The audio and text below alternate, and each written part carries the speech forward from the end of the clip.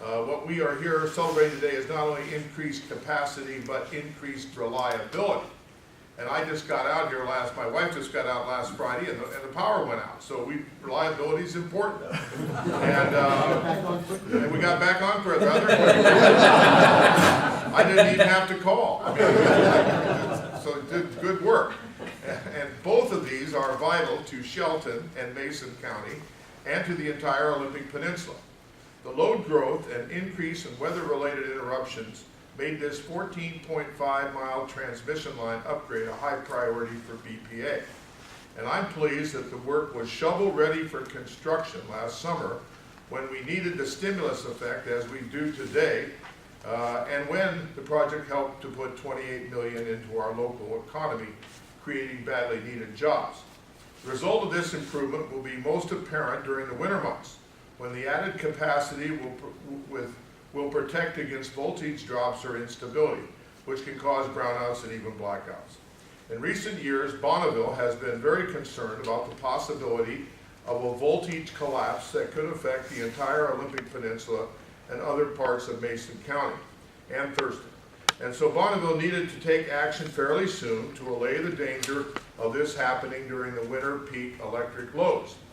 This new line connects with an existing BPA 230 kilovolt line that runs between Olympia substation and Satsep substation. And it required the installation of new equipment inside the existing electrical yards at the Olympia, Shelton, Satsep, and Kitsap substations.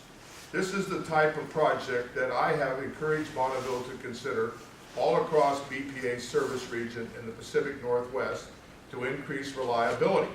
And is why we worked to include a provision in the stimulus bill last year to increase BPA's borrowing authority to $3.25 billion, which gets repaid to the Treasury at rates set by Treasury to accommodate the needs for transmission upgrades.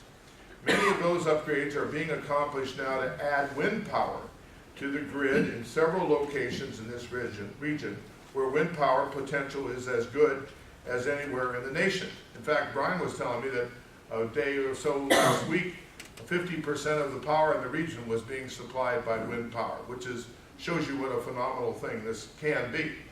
And it's an engineering marvel being able to meld it in with our basically hydro system. Wind power actually is a great complement to hydropower, because when the wind is blowing, you can keep water behind the dams or in storage areas, or to use for peak periods or when wind generation is lower. Bonneville currently has 2,800 megawatts of wind lined up and using it, just waiting to be integrated once the transmission infrastructure is in place. And I'm told that's easier said than done, that this is quite an engineering achievement. So increasing BPA's borrowing authority for this purpose is a wise move in my judgment, and it will create thousands of construction jobs and help sustain many more of the region's intensive manufacturing jobs. So I'm proud to have played a role in this important electric power improvement and delighted to be here to celebrate what I believe is a prudent and far-sighted move by the BPA to better serve its utility customers. And I must say, Brian, we're very glad to have you here. I've worked very closely with Steve Wright, the administrator of the Bonneville Power Administration. Sometimes people don't realize just what a marvelous system that we have, and people are very envious of us all over the country because of our low-cost hydro power. And we've always pointed out to the rest of the country that it's our ratepayers that are paying back the money. And so we should be given the advantage of the loans that were made at the time when much of this work was done. And it's a daunting challenge because of the Columbia Snake River issues, our efforts towards salmon recovery. And I want you to all know that Steve Wright has helped us on several times. I've called on him to help on projects in the Columbia River, the most recent of which was efforts to improve the hatcheries and to run them on a more scientific basis, to protect wild fish and to move us down a path of selective fisheries based on mass market.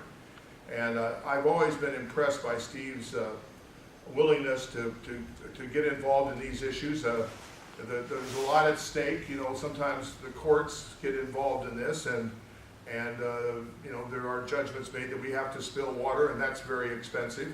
But we also have to protect these fish, and so we're trying our best to work out various agreements.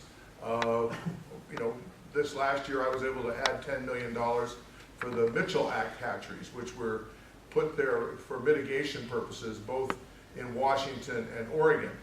And these are critically important to the coastal fishery.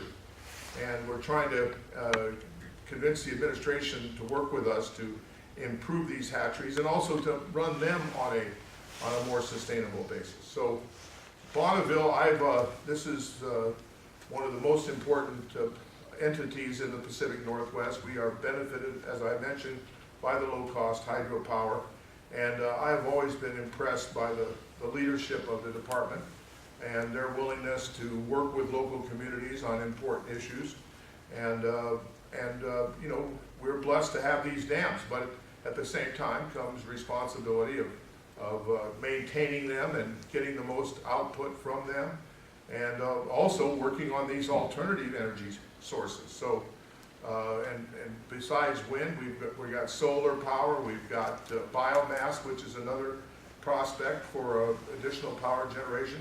I have always been a supporter of nuclear power. Our only problem with that is, what do you do with the waste? And we still have issues remaining there.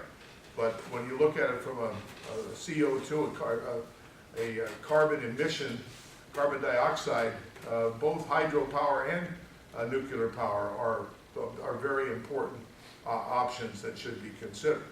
So thank you, Brian, for inviting me here, and thank you to all the people involved in our local utilities. You know, we're always pleased. You know, another issue that gets into the carbon dioxide thing is acidification, and the people aren't necessarily aware of the fact that a lot of this CO2 goes right into the ocean, right into Puget Sound, right into Hood Canal, and into all of our lakes. And as these bodies of water become more acidic, it affects adversely coral, oyster development. We're having a lot of problems with the timing on when people can produce oysters in our oyster farms. So this whole issue of reducing acidification is a big one, and Bonneville can play a major part in this. So thank you for having me here today. And you know, again, on this borrowing authority, this is a great thing for the whole country. We give Bonneville borrowing authority in the billions of dollars, and they do these projects and keep the whole reliability of the whole Northwest system together. And then the money is paid back by the ratepayers, as it should be. So it's a win-win for everyone, but we have the resources then to go ahead. You don't have to wait on Congress to appropriate the money. We leave it up to Bonneville. And we're pretty good at appropriating money, but Murray and I have figured this out, okay? But this is a better way to do it, because then you can plan the projects, and you don't have to wait for each Congress whether you're going to get the money or not. And it actually is going to be less expensive to the taxpayers in the long term if you have this kind of approach. And Congress does it because we have great faith in the people who are running the Bonneville Power Administration. So my best tells Steve Wright that I said I gave every comment that he wrote for me as requested. So seriously, it's great to be here. Thank you.